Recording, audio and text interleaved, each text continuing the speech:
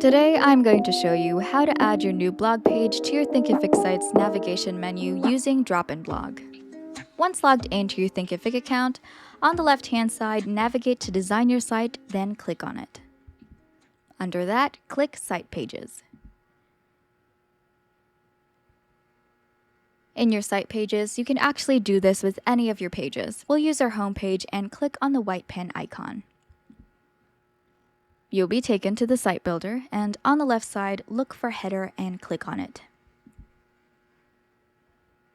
Under Blocks, click on the Add Link button. Your new link will appear, and you'll want to give it some text. We'll use blog for now. And it should show on the preview, right over there.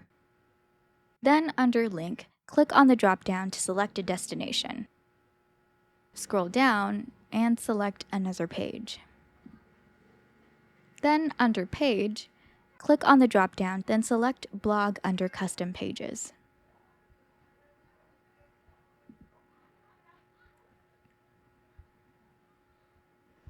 You can then move your link to come before or after another link. We'll put it after home. And you see it has appeared on the preview. Hit save. And that's how you add your new blog page to your Thinkific site's navigation menu. Happy blogging!